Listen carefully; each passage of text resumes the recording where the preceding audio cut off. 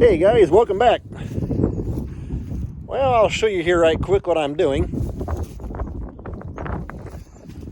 I'm out here on this 133-foot disc we got.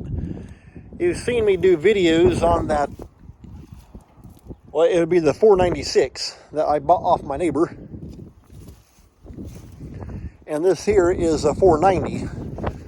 This is a 33-foot. We've actually had this one here for several years. And that right over there, that's 490 as well. That's a 30-foot. And that one right there is a 24-foot. That's a 496 Rock Flex. And so this disc here has actually been our main disc for several years now. But I'm going to try out my new stick welder. I got some frame cracks going on right there. Not too sure how we can see that. But you can see it going right down on through there. And then it comes down the back here. And so, not sure how well I'm going to be able to get a lot of filming as far as being able to show a lot of this. I got a small crack right there. And going around over here on this side,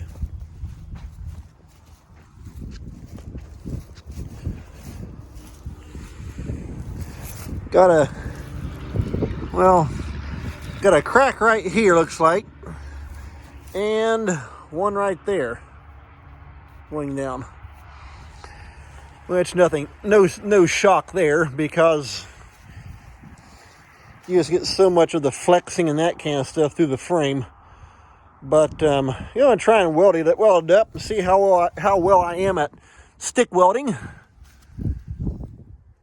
And after I get looking at this, right there's a crack. And you can see where somebody's welded on this thing before. Right there's a break as well. Back you can see where somebody's actually welded this part right here in also. But you just get so much flexing and that kind of stuff. That's where the Rock Flex definitely makes it nice, because each gang is kind of flexing on its own, as opposed to all that twisting and turning through the frame. But I'll try and video what I can. As far as actually videoing doing welding, I'm not going to do that, because I don't want the bright light from the arc to affect my camera. And so I can at least try and show you grinding out what I can on the cracks and the breaks here and there, and show you what the damages look like afterward. So I'll be back here in a little bit and get my grinder ready to go and start cleaning some of these breaks up. Okay, I got my welder out here. I'm going to get my cables hooked up. It just has these half-inch stud bolts. Spin that nut off the end, put the cable on, tightening back down, job done. That's got the positive. Let's grab the negative. This one nice thing, I just taking through that thing on the pallet and grab the forklift, and away you go.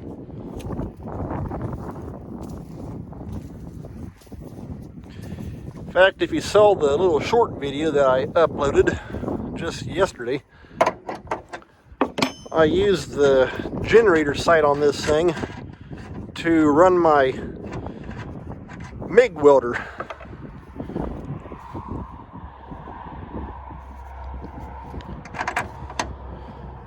And just plug it in right there into that 240 hookup. Good to go. And it worked great. So that makes it nice.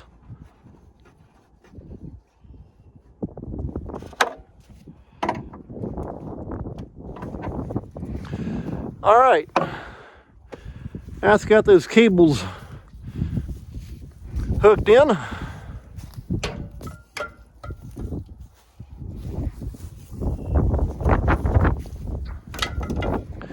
Hang them right there for now.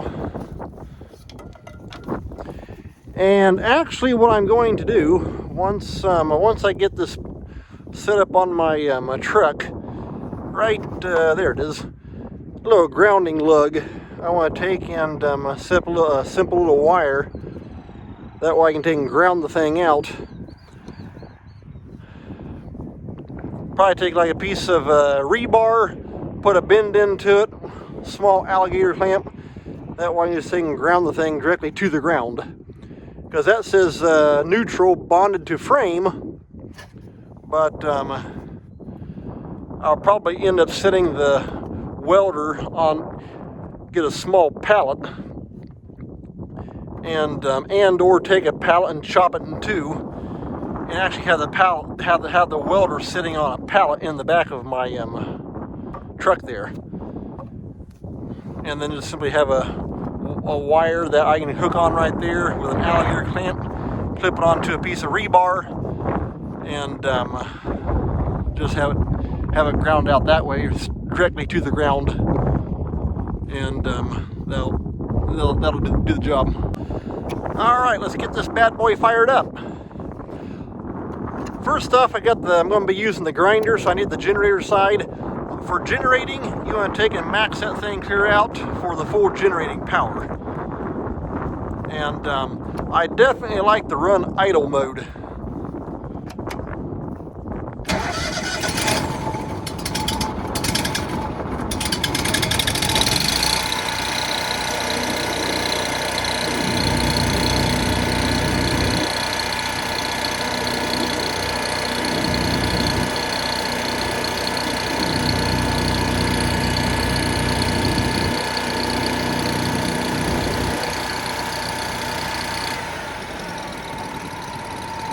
Okay, there you heard how it died down. I like that. That makes it nice.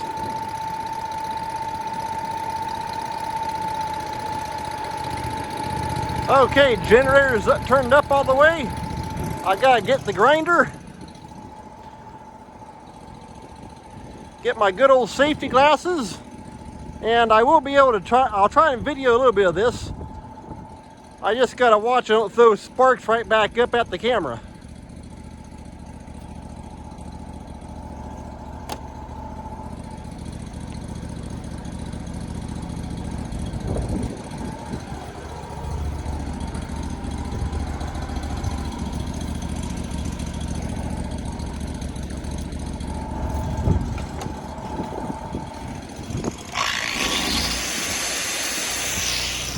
Okay, and there you heard how the generator just kicked up full throttle.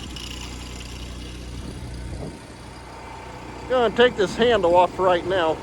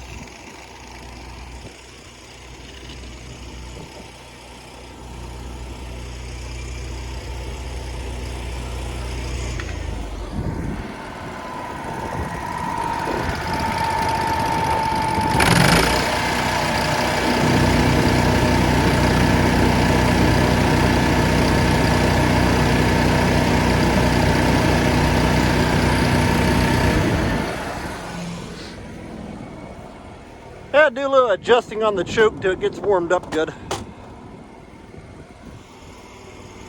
I do like the Kohler motor it's got in it though.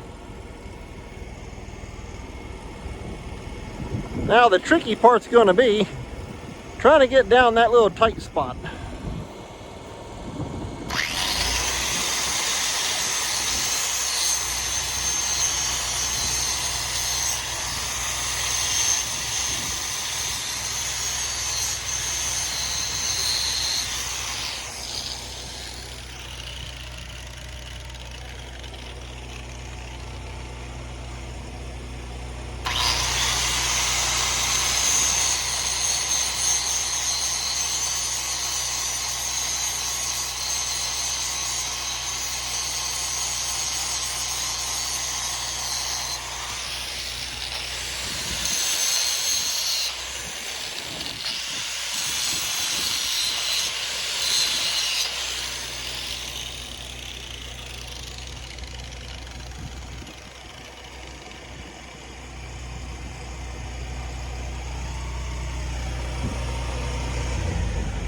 Well, that's about as good as I can get right there. I just had to keep the heat turned up. Thankfully, that's good thick metal. That looks like 1/2 inch. And so I'll keep the heat turned up. That way it'll punch right through it and be good to go. So, well, now I'm going to grab my welding helmet and go ahead and start welding. And I can just take and show you what things look like afterward. Like I said, for one thing, I don't want to try and video anything because of the arc with the welder. I don't want to fry my camera. And secondly, it's hard to wear a camera on my head and wear my welding helmet at the same time. That's not going to work out too well. So we'll be back with you here in a little bit. And let me show you what I got here. I hit that little spot right there. Biggest thing I've been trying to get figured out is like my heat settings and that kind of stuff. But I'm slowly getting that kind of dialed in. But yeah, that break went right across the top right there and then down the back. And so, yeah, not too bad welding for not having a lot of experience with a stick welder. And going down the back right here, you know, it may be kind of hard to see. It's got that smoky, chalky look to it. But that got it all laid in there halfway decent. I can see a little bit of a line coming up right here. And so that means I punched it pretty good with a lot of heat. That's what I wanted. So not too bad for, like I say, I don't really have a lot of experience with stick welding because I pretty much MIG everything. But so far, I like the welder. It's doing a good job. I just shut the thing down because now I've got to get moved over here to this other side.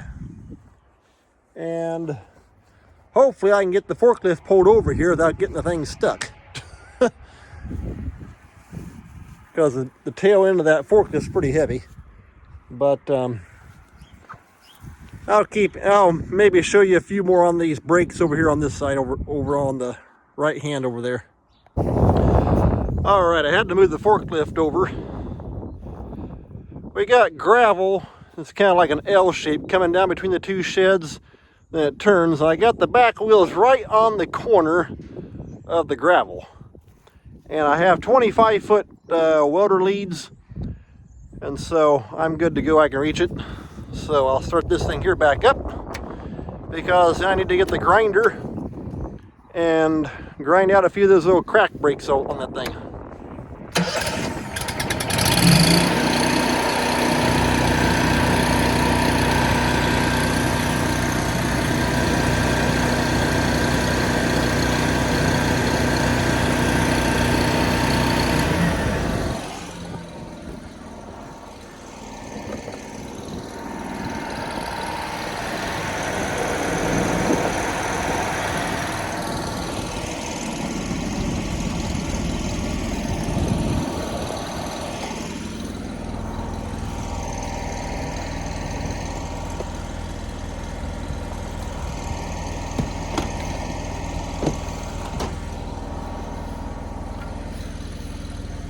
And I got a brake right here. I got to jump back over there. I got a brake going down right there. In fact, that's been welded before. Somebody else done that. I got a brake right there on that weld. That's all been welded in time past.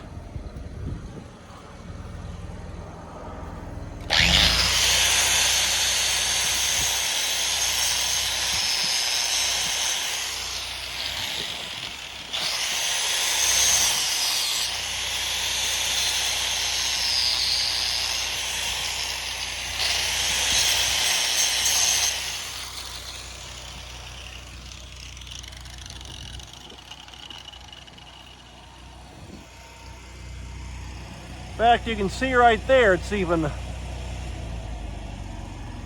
that's been welded going right around there also. There's a small break right there. I'll go ahead and hit that.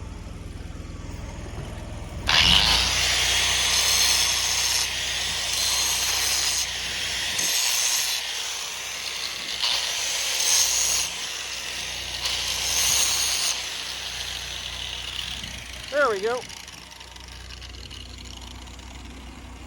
Hopefully you can see that halfway decent.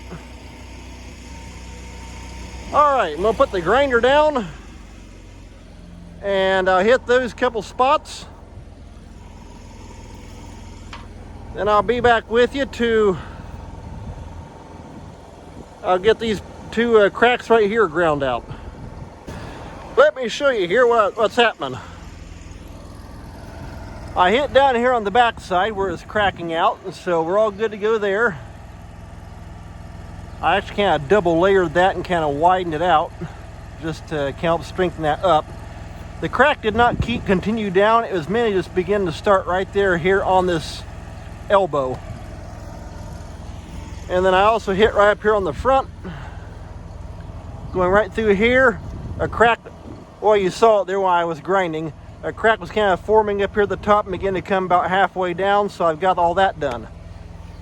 Now I'll jump over here and hit that with the grinder.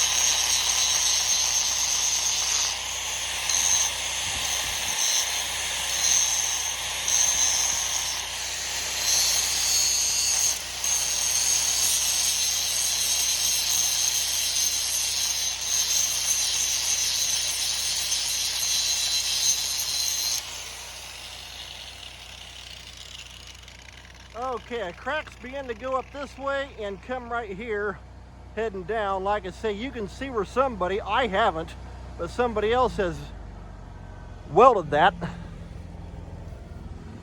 But like I say, you get going through the field, you just get a lot of flexing and that kind of stuff. And hey, it's an old disc, but it does a good job. Probably here about 5 years ago, I went across, put all new blades and bearings on front and back gangs. So, like I say, and then, in fact, the neighbor that I bought that 496 and both those big crumblers off of, this disc here came from him as well, here several years ago. And he's the one that put this hitch on the back of it for a crumbler. And so that does make it nice. I already have this disc here set up with a hitch. The 30 foot over there, I also want to take and put a hitch on the back of that one as well.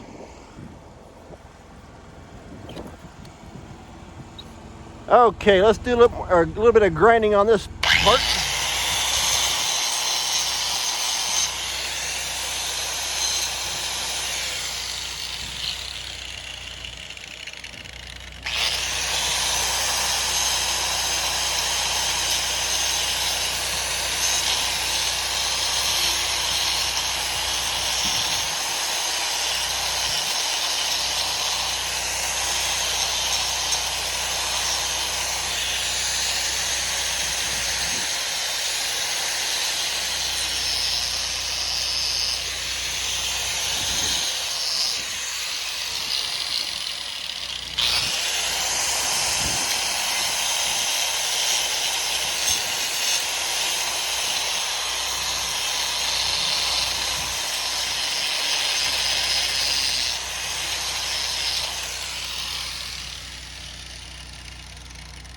Okay, that's got that one ground out. So I'm going to grab the welder, weld him up, and I'll be back to show it to you and see what it looks like. And let me show you here right quick. I got these two brakes back together again. And jump over back here on this side. I just finished up. I kind of ran two beads right side by side, but like I say, not too bad for not having a lot of experience with a stick welder. And that should be pretty much all the brakes I can find. I can see back there on both of the back wings where both those where the pivot is, that they've been welded as well. in years past. And so I think I'm going to call that an end to this video. And so far I like that generator / welder. And so it works great. I just dropped the side panel down is all. But put that back up. But yeah, like I say, it works good. So take care. Thanks for watching. We'll see you next time.